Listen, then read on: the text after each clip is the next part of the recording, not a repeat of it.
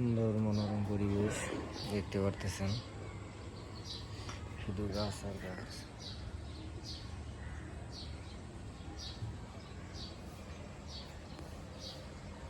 বিভিন্ন ধরনের গাছ এখানে। তো যারা গাছকে কে ভালোবাসেন অবশ্যই কমেন্ট করে জানাবেন। এখানে বিভিন্ন ধরনের গাছ রয়েছে যা আসলে বলার বাইরে। তো ছাদ বাগানে এত সুন্দর সুন্দর ঔষধি গাছ, বিভিন্ন ফুলের গাছ।